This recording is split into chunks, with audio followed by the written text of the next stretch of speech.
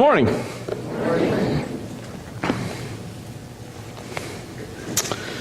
Exodus chapter 18. Sunday night, I was asked if I would mention to you the score of the Cowboys game. Delight Butts begged me to promise that I would do so, and I am a man of my word. They lost by 3 points. There you go, Delight. Kept my word to you. If you had won, perhaps.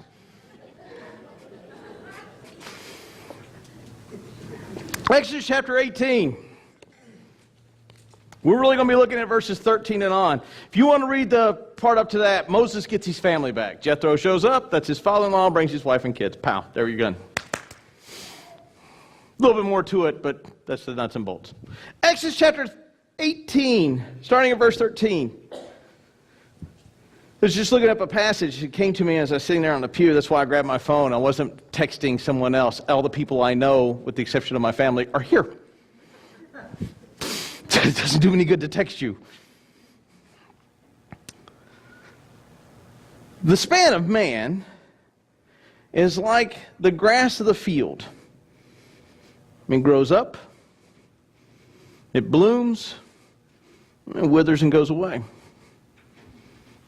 And a lot of times in our lives, we focus in on the all-importantness of what we are. One of my favorite things to go to, I know I've mentioned this, there's a thing on Facebook, on the web called demotivation. I like the demotivation. You've all seen the motivation signs that like, achieve, and it has that beautiful picture of, rocks and trees and things like that. Have you seen those? This is demotivation, where the whole point is to demotivate you. And so it has a picture of a ship sinking, and it says, perhaps the reason why you exist is to be a warning for others. It shows a picture of a giant avalanche coming and says, no single snowflake believes it's responsible for the avalanche. There's one that I really like, and it's a picture of a bunch of gears. And it says, just because you're important, or so just because you're necessary, doesn't mean that you're important. And a lot of times when we come into ministry and we come into our lives and we come into the things in which we do, we develop a sense of this is me. And we begin to define our relationship with our families, with who we are, and define our relationship within the church as what we do. And we then become the all-important self. And it's not out of negative means. It's not, well, I'm going to be the end-all, be-all in this section. It's done with very noble intentions. But what happens is we become the sole person doing something. And that is what Jethro is going to advise to Moses today, and the importance of shared burdens. Matter of fact, we just talked about that just in the announcements. Remember George W. Bush? Huh? How many of y'all want to be a kid wrangler? I can tell you, you can tell by my coaching style, kindergartners is not where it's at. But there was the need there, and so now you hear me yell, stay with your man! Stay with your man! I swear I'm going to have a coronary one day just yelling, stay. What was the last words he said? Stay with your man. But it's necessary. Let's look at verse 13. The next day, Moses sat to judge the people, and the people stood around Moses from morning until evening. And Moses' father-in-law saw what he was doing for the people. And he said, what is this that you are doing for the people? Why do you sit alone and all the people stand around you? By the way, that'd be kind of cool, right? My sermons could go on forever. I could sit, you could stand. No, not so much, right? And all the people stand around you from morning until evening. So from the time Mr. Sun raises its head, and from the time, and they didn't have daylight savings time either, folks, so, And Moses said to his father-in-law, because the people come to me to inquire of God. See how noble this sounds. Moses, why do all the people come and you sit and they come to you and they're here all day? You got to understand, Moses' job is not simply to proclaim judgments on or give people the hearing from the word. He also has this logistical nightmare called 12 mewling tribes of over 1 million plus some people that he has to find water for, or they go, "You've led us into the desert just to kill us without water. There's no food. All we have are these quail and this bread, and we only have to grow it. It just shows up."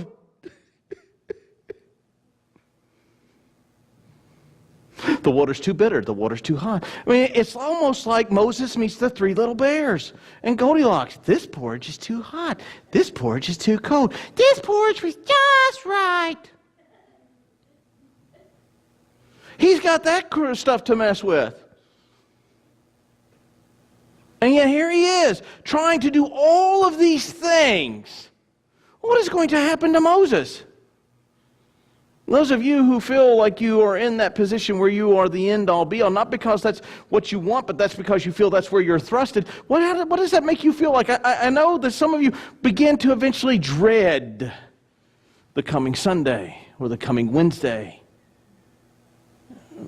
It quits being a ministry, and now it becomes a labor. There's several reasons why that happens. We'll look at them here in a minute.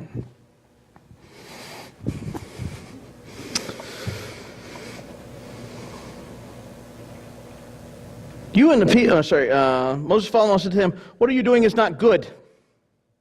You and the people will certainly wear yourselves out, for the thing is too heavy for you. You will not be able to do it alone."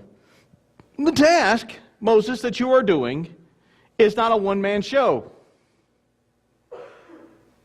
When I was in basic training, I had 1,700 soldiers attached to me every 10 weeks.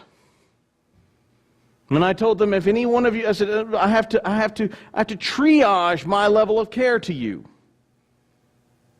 Prioritize. Which means if all 1,700 of you had an owie, by the time you got done with basic training, I might actually get to the last kid. So this is my way of handling things. Someone dead, dying, or going to the hospital, bleeding out of both eyes, I'll get up in the middle of the night, I'll put my uniform on, I'll come see you. Your dead cat, your cat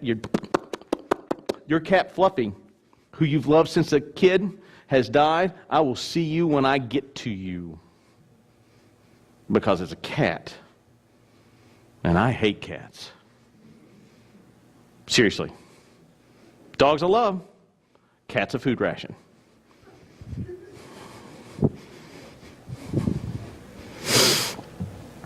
What you're doing isn't good. What you're doing is going to cook you, Moses. Why? Well, Moses is the guy who God is talking to. This is a natural assumption for Moses to have. God, I'm going to talk to you, Moses, and you're going to talk to Aaron, and you're going to lead the people. So it's a very monochromatic level of leadership. God, Moses, Aaron. Right on down.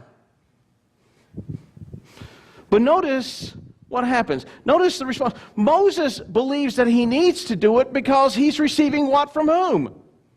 Direct revelation from God. And therefore, he should be telling the people directly. No, Moses. One of the reasons why we get caught up in this is we believe that we are the only one that can do it. If I don't, and I've heard this in churches, I've heard this in the army, I've heard this in people's personal lives, I hear this at my house. If I don't do it, nobody else is going to clean up after anybody.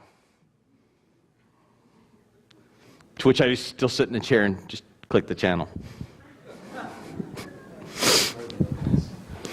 It's true. If I don't do it, nobody else will. And that is a very noble understanding. But what happens is people like that typically begin to absorb more and more of those things and more of those things into their life until they either begin to define themselves by those things or until they begin to hate those things. And either one of them are not good. Well, the work of Christ is important. You are absolutely right. The work of Christ is very important. One of the things I told the young adults when we did children's church is that the church will pay for it. Yes, but I'm not paying for workers to be in your children's church. If your kids go in, guess what you're going to do? You're going to teach. So if you haven't been, you don't want to be on the pastor's naughty list. Checking it twice, going to find out who's been in children's church or not. No, I'm just kidding.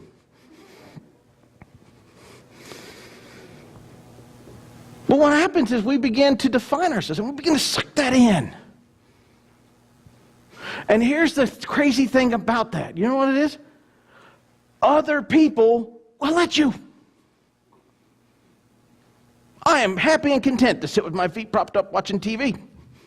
And I'll let her do it. And she'll get, and then I'll get up and I'll do stuff for her because, happy wife, happy life. But people are content to let you do it. Why? Because then they don't have to. And one of the great problems within the churches is there are a lot of folks that are content to let 20% of the people do 80% of the burden. And this is an interesting number. It's an amazing statistic. It's almost like when your parking lot, and this is a statistic that's been proven over, when your parking lot hits 80% of capacity, you can't expect to grow anymore. Why? There's something weird about people. When it hits that size, we just, the parking lot's full and go around. When a classroom hits 80% of capacity, people go, that classroom is kind of full. This is why a lot of programs break on the 80-20 rule. And then it also flips on the other side. 80% of the people are more than content with 20% of the people doing the work. 80% of the people are more than content with 20% of the people paying bills. And it's a great gig for the 20%, for the 80%. It's not for the 20%. And what happens is we look at the situation and go, well, it's their job to do it. The Lord's work is not a single point of person work. The Lord's work requires every hand to be attached to the plow, to work. Well, I'm older. Moses is 81. He doesn't retire. That's an American concept. That is not a biblical concept. The understanding of, well, I've reached retirement age is an American phenomenon all day long. It has nothing to do from the text. Are you a believer? Yes. Do you believe that the next generation is important? Yes. Then put your hand to the plow and get after it. Plain and simple. The work of the church is not a single point thing. Many hands make light work and are helpful to those who are drowning in the work. How many of you could walk past a lake seeing a person drowned, but quickly walk through the church and allow other people to drown under the burden of the work that must be done? How does Jethro solve this? Well, we'll look at that here in a minute. When you try to do everything, and this comes to the control freak side, because there's some folks that they try to do it all. And ladies, more importantly to you, your culture has lied to you. That you can have a 40, 60-hour work week job and be Sally Homemaker at the house and do it all in the time you have. Ladies, you'll cook yourselves. It is a lie that your culture has told you. Something will slide off the plate. Invariably, something has to. The control freak thrives on this because they can believe they can do it all. And here's the thing. Eventually, you begin to see things slip and things not quite get done the way it should be. I love watching multitaskers. And you sit there and you go, well, did you get that? Why didn't that get done? Why didn't they get that? Well, I'm the one doing all the work. Yeah, I know, but that didn't answer the question. Why didn't it get done? I'll tell you why it didn't get done.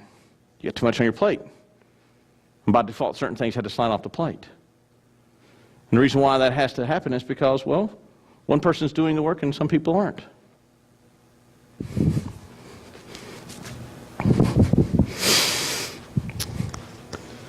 Have you ever noticed the more you try to hold on to something, the harder it is to hold on to it? Have you ever tried to grab a hold of Jell-O? Do that one day. I don't think Jell-O is a popular dessert anymore. I thought that was the hit when I was a boy. That was a dessert. Grab a whole handful of Jell-O and see what's left. How many of y'all have ever seen a watermelon wrestle? How many of y'all even know what a watermelon wrestle is? I will tell you. This is great with youth because it's hilarious with youth. I used to do this to torment my youth. You take one of the long watermelons and you cover it with a whole jar of Vaseline. But wait, there's more. You then slide it into a swimming pool in the deep end.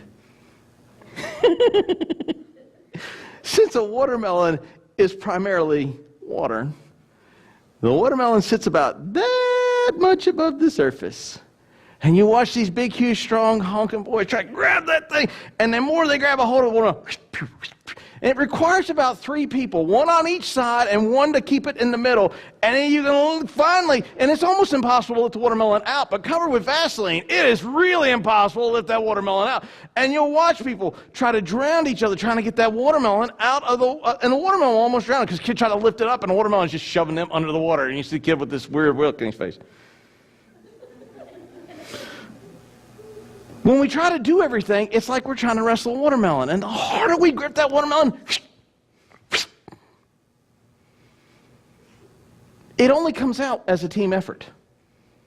It only will come out as a team effort. You have to have more than one person. I know. I have been on both sides of the watermelon.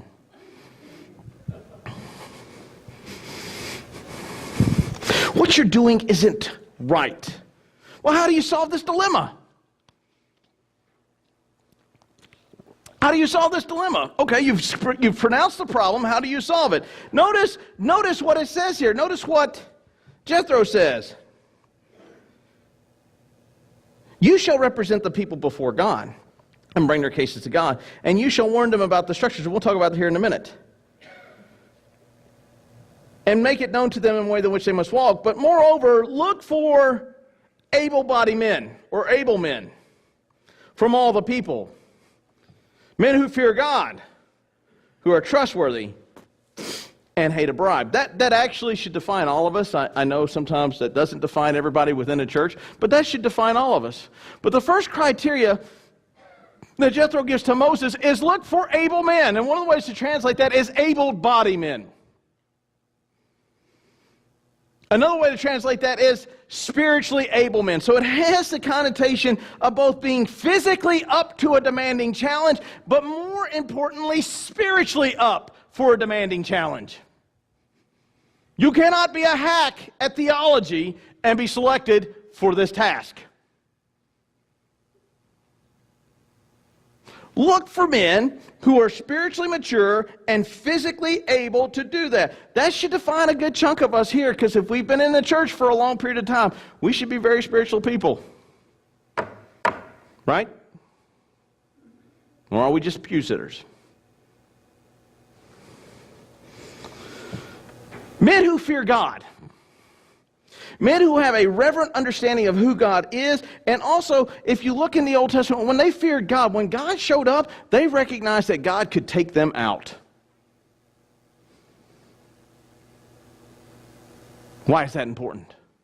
Because if you believe your actions result in your death from a holy God, you are less apt to do corrupt actions. You are less apt to be a dissenter.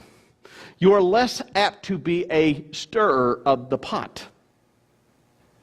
It's like when we talked about complaining. If the second person of the triune God showed up right here, how many people would have complaints they would really utter to the Lord?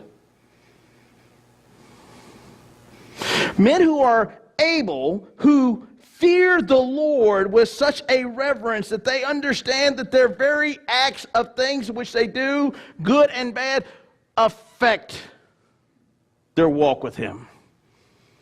That revere His holy standard.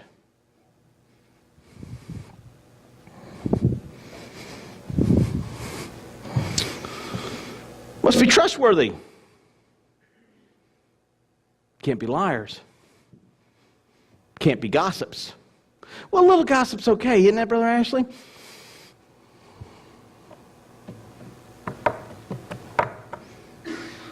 If I go over the speed limit by 1 mile or 40 miles, does it really matter. What am I called? Called a lawbreaker.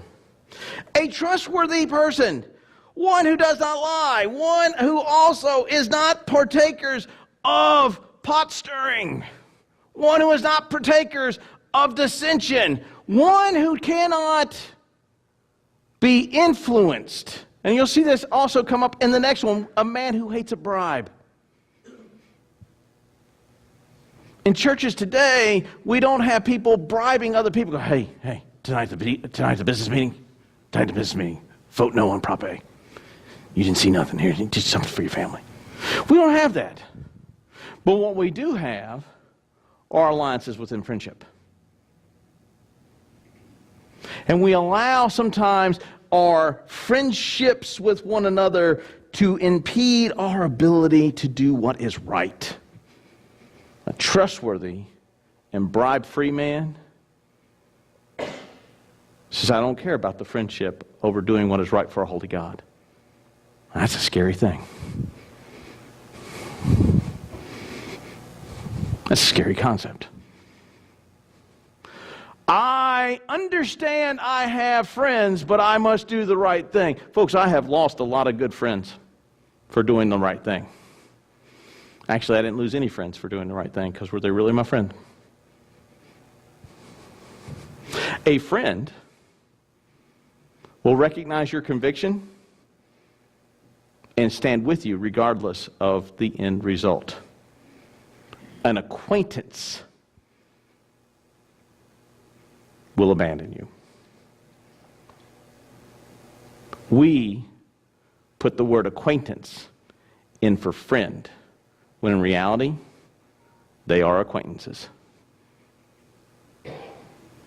They do not take bribes. They are trustworthy men. They are spiritually able men. They are capable of doing these things. You're great. So what? I'm glad you asked that question.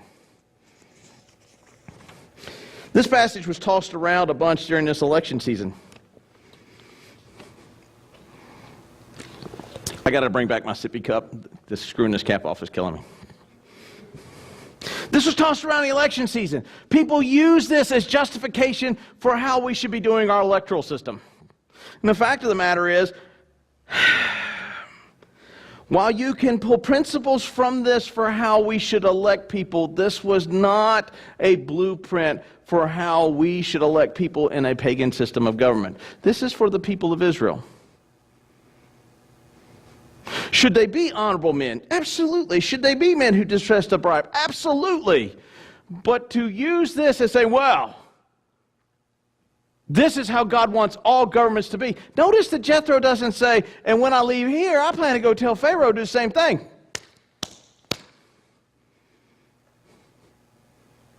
One of the best ways to understand this passage is, how does the church understand it?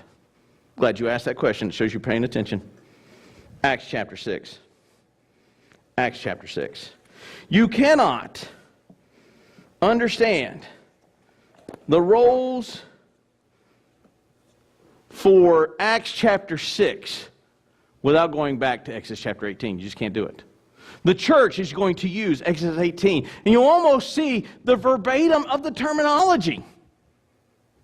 Moses, you will go before the Lord. You will tell the people what the Lord has said. Then you will choose men who are of these qualities. And look at what happens in Acts chapter 6. Let's go. Now, in these days, the disciples were increasing in number, and a complaint among the Hellenists arose. Because the widows were being neglected in the daily distribution.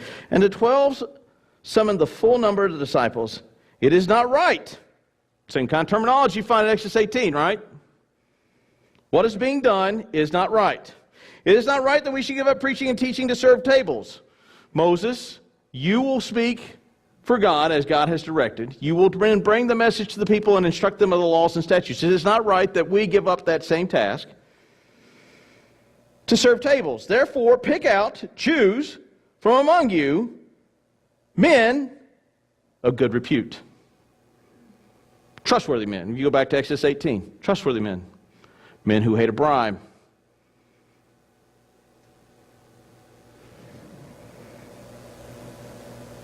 full of the Spirit and wisdom, able-bodied men, who we will appoint for this duty.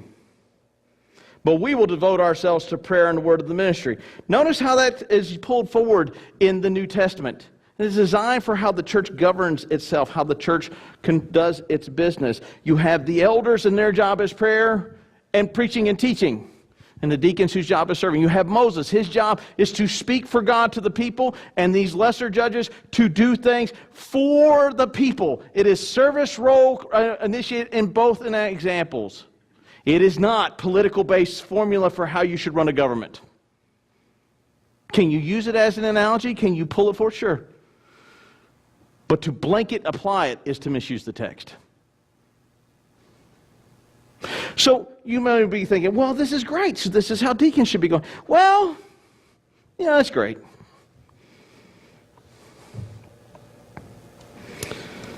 But it's not simply limited to deacons. Exodus 18. I think you can apply it totally across the board to Christian ministries. One of the things that happens in Christian ministries is, especially when a person has served in a position for a long period of time, we develop what is known as a fiefdom. The fiefdoms were the essential part of the feudalistic system, in which you had several little fiefdoms that made a whole feudal society. And as long as nobody did anything wrong in this fiefdom, it was able to self and autonomously rule itself. The problem is that model doesn't fit with the church. The church is not a bunch of separate little fiefdoms that coalesce under the banner of the church. And you'll hear this terminology in fiefdoms. This is my ministry. No, it's not. This is God's ministry. And He has enabled you to do it.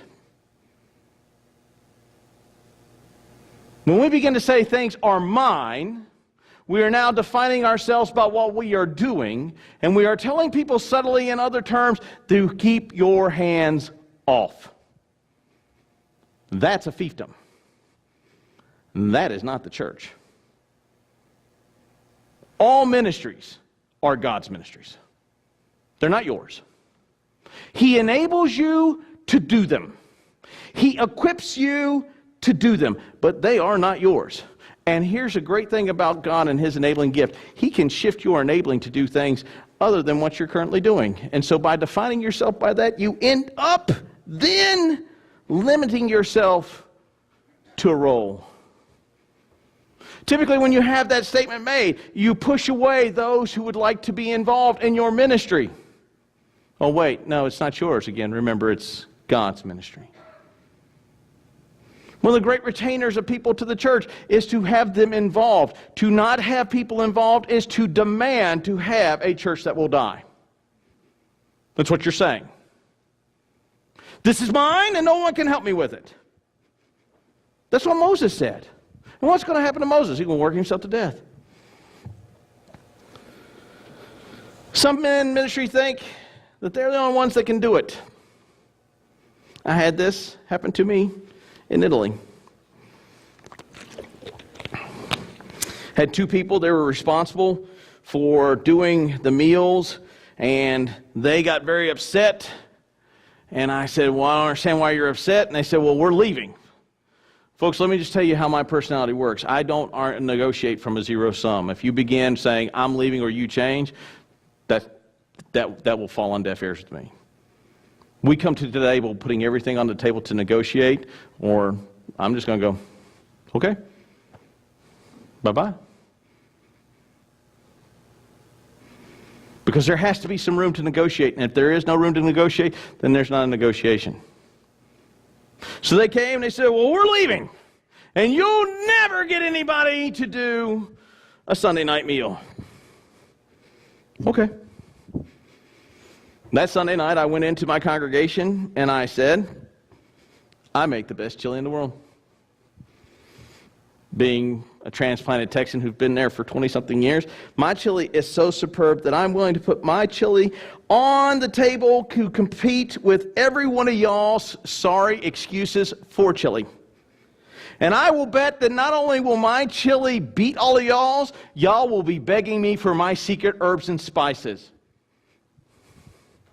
We were swimming in chili. And after that, 2 people volunteered.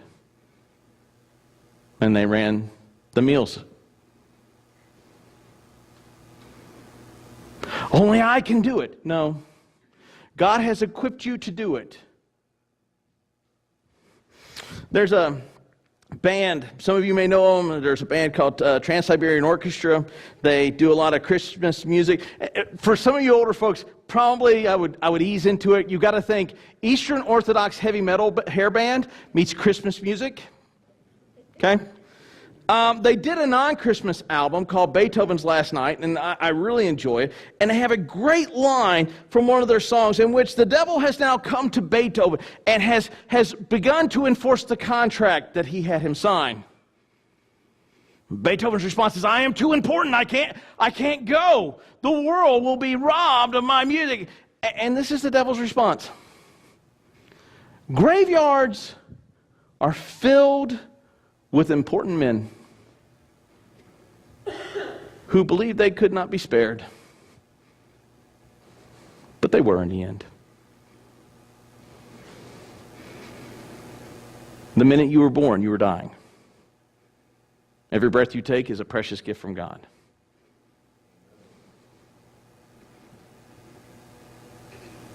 I have noticed from my own career within the Army. You know, in August 2014, August 1st, was my last day in the Army. You know what happened on August 2nd? My replacement took over and the Army continued on. Regardless of how important I was or unimportant I was, the Army continued to transition on and did that through a cut of a whole mess of captains.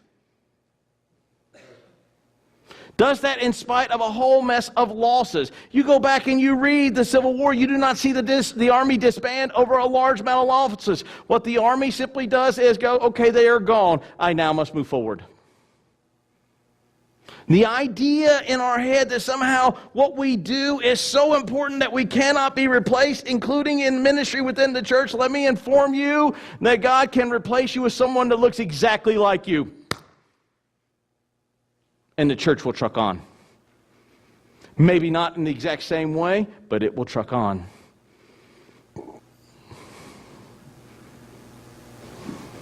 Why?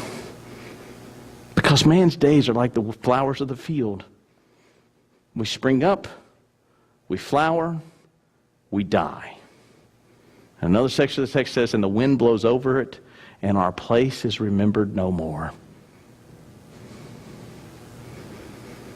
When we begin to believe we are the all-important self about what we are doing, we seem to forget who the enabler of those gifts are, and then we begin to think that we are the ones that do it. We are the ones that make it happen. No, dear child of God. You are not. Christ, through you, does. But folks, one of the reasons why that happens, one of the reasons why people assume that, is because those things have been thrust upon them. Because 80% of the people like to do 100% of the sitting. 80% of the people are content with 20% of the people working themselves slavishly into the ground. Because after all, I'm busy. Let me just put this to bed. The I'm busy excuse carries no water with me. We are all busy. There, let the cat out of the bag. We are all busy. We all have things in our life that consume our time. We all have things that demand from us family, kids, church, work, people, friends, even those on Facebook. They all demand a sliver of your time. That is not an excuse. Well, I'm not trained. I'm not equipped. Great, I'm glad you're in the church. Now get trained and equipped. You do not have to be well trained or well equipped to listen to children say verses. You just have to be willing. Well, I don't like kids. I don't like cats, but we have one. Get over it. And that is one of the most expensive cats in the world, because I paid to ship that cat over to Italy and paid to bring it back. That's an expensive cat, I'll let you know. But I have 2 little girls that dearly love the cat. You will have little kids that will dearly love you when you say, listen to those verses. Get over it. Well, I'm retired. Really? Find that from the Bible, and I'll let you use that as an excuse. Moses is 81, people. 81. He will be with these people, well, they're going to spend 40 years there, wandering. He'll be 800, he'll be 80, well, 40, don't get me doing math, he's over 100. And he's still doing it. Retirement is not an excuse, though you may think it is. Let me be perfectly clear. There is no such thing as a ministry in a church that does not need volunteers. And there is no such thing as a ministry within a church that can't use volunteers. There are just those things that where we either exclude volunteers or volunteers have chosen to exclude themselves because they do not want to be involved. Because at the core of all of this is we have developed a church of consumerism.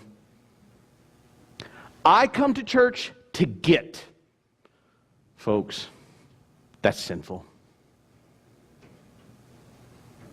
You don't come to church to get. You come to give. You come this morning not to get worship, but to give worship to the one true God. You are not the audience. Let me burst your bubble. You are not the audience this morning. God is. You are here to worship Him actively. And part of that active worship is through service. Not simply being a pew potato. Do you know why we don't have revival in America today? Because we have a whole churches all across this great land that are filled with pew potatoes that do not take the gospel message outside their door and do not involve themselves in the gospel message inside the doors. And then we sit there and go, I don't know why, God, I don't know why. I'll tell you why. 20% of the people are doing 100% of the burden, while 80% of the people are doing 100% of the sitting. And that is unacceptable. It shouldn't be unacceptable because I say it's unacceptable. It is unacceptable because it's unacceptable for a holy God. Where are you today? Which percentile do you put yourself into today? Well, I give. Great. God appreciates you returning to Him a portion which He gave to you. Thank you. What else do you do? Right. Well, that's why we pay people. Yeah, no, that's not why you pay people.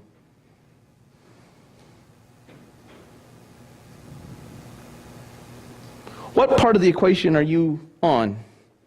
Are you 100% pew potato, or are you a 20% giving 100%? What percentage are you today? Because as the text both says here and in Acts, what the 20% doing is not good because it will wear them out. And when they quit doing the work, churches fail. Do you want this church to have a legacy beyond the next 10 years? Beyond the next 20 years? Beyond the next 40 years? Beyond the next 60 years? Well, yes. Then put your hand to the plow and don't look back. We should be telling people we're full of workers, not please come help.